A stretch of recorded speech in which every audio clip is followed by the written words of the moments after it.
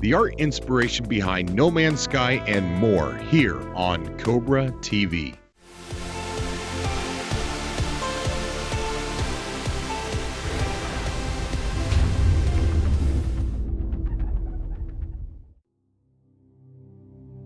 Thank you guys for coming back. As we know, No Man's Sky is inspired by old sci-fi book covers, and in some interviews they've actually name-checked some of those artists. So taking a look at some of the artists and pictures that they're looking at when they're making No Man's Sky gives us a better understanding of what some of these other places could look like, and the reason why No Man's Sky looks the way it does, like a sci-fi book cover. And an article written by Eurogamer talks a bit about the art inspiration and some of the artists.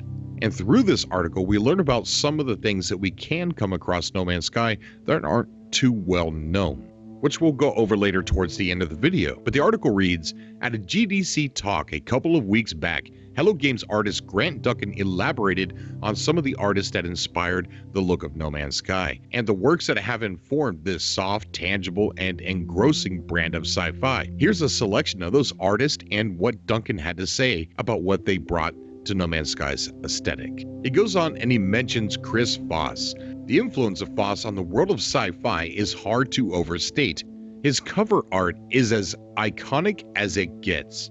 Anyone who played Homeworld, you'll look at those ships and you'll realize they were inspired by the same kind of artwork that inspired me. What I really love is that he created this kind of art when everyone else was creating black starfields, gray dull, monolithic spacecrafts, and he created this and people loved it.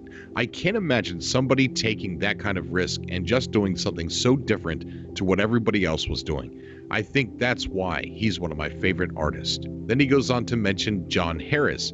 Harris might not be as well known a name as Foss, but he's just as prolific, his work having graced the covers of the likes of sci-fi giants as Asimov, Poe, and Hadelman. A little closer to home, you might know him from his work in video games. Harris was responsible for the cover art on the manuals of ZX-81 and Spectrum back in the early 80s. He's a little bit different. Then he goes on to mention an artist called Mobius. Grant Duncan says he walks the line between science fiction and fantasy.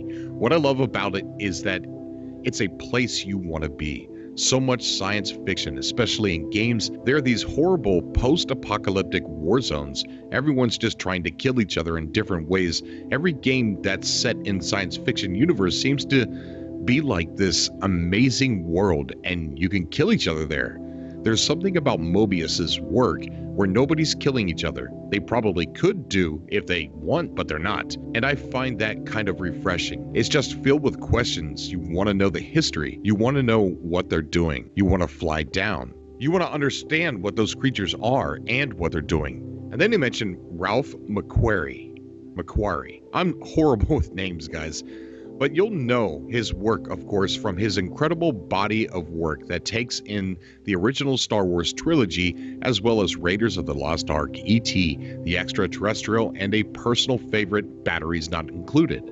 I almost didn't want to include Ralph because it's almost too predictable, but you can't pretend that he wasn't a huge influence. His work on Star Wars, X-Wings, TIE Fighters, it's that thing that all great artwork has, especially art direction wise, where everything fits together, it's coherent, and even though the ships and universe, they're different, and they're not like our real universe, but you don't question it. You just accept it. He's got the same fantasy sci-fi softness. To me, science fiction, it's not about war. It's about that feeling of the frontier, that feeling of adventure. It's not post-apocalyptic. It's exciting and it's full of hope. I always thought Star Trek, even though I've never been a massive fan, it had that humanity had done okay, managed to get to a place where we had wonderful technology. There were wars going on, but as a species, we were doing well. It was a place you wanted to be in. And the exciting part where they talk about the real world as inspiration to No Man's Sky. The rich world of sci-fi art was important to Hello Games as it nailed down the look of No Man's Sky. But often, the best inspiration was to be found not by looking to the stars, but paying attention to what's a little bit closer to home. The beautiful landscapes, the twisted ruins, and the chocolate hills of the Philippines all proved inspirational. It's so tempting when you're working on a sci-fi world just to go straight in and make crazy alien landscapes and giant tentacle trees and things like that. What we tried to do was look at the real world and understand things like landscapes. It's why I wished I paid more attention in geography, Grant says. I vaguely remembered all these terms like glaciers, limestone caves, and coastal erosion. All those things I'm an expert in now. We're not simulating these things. Doing that in real time would be crazy. What we try to do is get similar results. Now here's the really cool part. We have limestone caves. We have lava caves. We have wind erosion and coastal erosion. We have glacial erosion and volcanic islands. So all those things confirmed in No Man's Sky. At least we have things that appear to be those kinds of things. Now we've seen the limestone caves on Orion 5. Pretty much nailed it, in my opinion. And then it goes on to name the influence of the cinema of Harryhausen. Not sure if I'm pronouncing that correctly. I remember I was a little kid when I seen these on TV. It's not just sci-fi that shaped the art of No Man's Sky, the brand of cinema that's typical to the childhood of so many who are now in their late 20s and early 30s. Movies like Mysterious Island, Sinbad, or The Odyssey. Even though they're pioneers going to islands, there's a definite crossover with sci-fi. Rather than going to an island, you're going to a whole new planet. Obviously, they could be quite cheesy, with giant crabs, but especially as a kid, they had this feeling that you arrived at this island and anything was possible, Grant Duncan said. The mesh of influences make for a game with an alluring sense of sci-fi, and its appeal can perhaps be put down to how universal it is. When we first announced No Man's Sky, it was incredible how many developers came up to us afterwards and they were all saying, "This is the game I've always wanted to make," or "I started working on a game like this," says Duncan. We're not pretending that No Man's Sky is this idea that no one's ever had. Everyone's had this idea ever since we were all children. But you build a world and you populate it with creatures and your characters. No Man's Sky is the ultimate art project for that. I can create a planet. I could do whatever I want.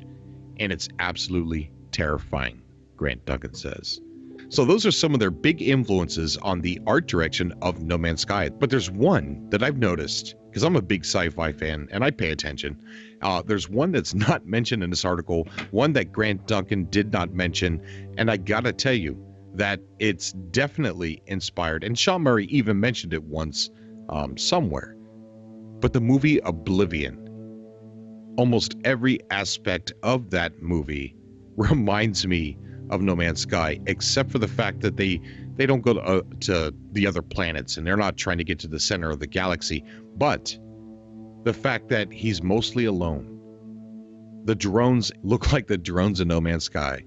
The Tet in that game looks just like the Atlas, almost. Oblivion is a big influence to the direction of some of the art that is in No Man's Sky. But guys, take the time, sit down, relax, and look at some of these artists. Chris Foss, John Harris, Mobius, Ralph McQuarrie, and Google some images of some old sci-fi paperback books. It's just amazing because you got to think Hello Games is looking at these things when they're making and designing the game. And the art is just amazing.